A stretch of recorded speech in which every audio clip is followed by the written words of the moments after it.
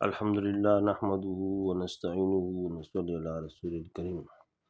حضرت عبداللہ بن مسعود رضی اللہ عنہ فرماتے ہیں کہ تمام لوگ پل صراط پر جمع ہوں گے، دوزخ کے گرد کھڑے ہوں گے اور پل پر سے اپنے اپنے اعمال کے مطابق گزریں گے۔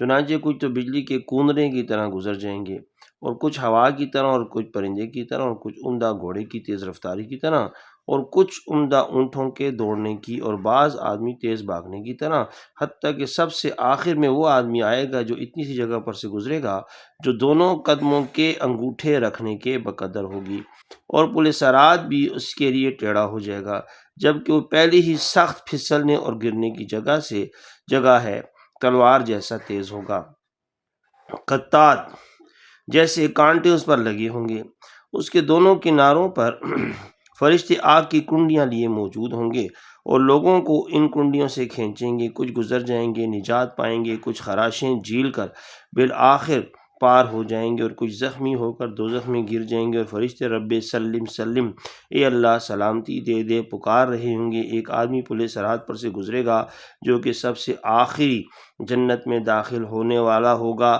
پل صراط عبور کرے گا تو اس کے سامنے جنت کا ایک دروازہ ہوگا، اور وہ اپنے لیے جنت میں کوئی جگہ نہ دیکھے گا تو عرض کرے گا، اے اللہ مجھے یہیں جنت کے دروازے پر ٹھہرا دے۔ ارشاد ہوگا، ہو سکتا ہے کہ اگر ہم تجھے یہاں ٹھہرا دیں تو تو کچھ اور سوال کرنے لگے۔ عرض کرے گا، تیری عزت کی قسم بالکل ہی نہیں، چنانچہ اسے وہیں ٹھہرا دیا جائے گا۔ پھر وہ وہاں سے جنت کی منظریں دیکھے گا تو اپنی اس جگہ کو ادنا سمجھ کر عرض کرے گا، اے اللہ مجھے وہاں پر ٹھکانہ عطا فرما۔ ارشاد ہوگا کہ ممکن ہے وہاں پر پہنچ کر تو کچھ اور سوال کرنے لگے۔ وہ عرض کرے گا، بالکل نہیں، تیری عزت کی قسم۔ چنانچہ اسے وہاں پہنچا دیا جائے گا۔ وہاں جا کر وہ جنت کی مزید بہاریں دیکھے گا تو پھر وہی سوال کرنے لگے گا، حتیٰ کہ چوتھی مرتبہ تک وہی سلسلہ رہے گا، اور چوتھی مرتبہ اپنے ٹھکانے پر پہنچ کر ایسا کچھ اور دیکھے گا کہ اپنی حاصل ہونے والی تمام نعمتوں کو ہی سمجھنے لگے، مگر اب کی بار چپ رہے گا اور کچھ بھی سوال نہیں کرے گا۔ ارشاد ہوگا، اب کیوں نہیں کچھ مانگتے؟ عرض کرے گا، بہت مانگا، اب تو حیا آنے لگی۔ رحمت کا جوش ظاہر ہوگا۔ ارشاد مبارک ہوگا، تجھے جنت میں ہم نے وہ کچھ دیا جو پوری دنیا کے برابر بلکہ اس سے 10 گنا اور بھی، اور یہ وہ شخص ہوگا جو تمام اہل جنت سے ادنا مرتبہ کا جنتی ہوگا۔ عبداللہ ابن مسعود رضی اللہ عنہ فرماتے ہیں کہ حضور صلی اللہ علیہ وسلم جب بھی یہ واقعہ ارشاد فرماتے تو ہنستے ہوئے آپ کے دندان مبارک کچلیوں تک کھل جاتے۔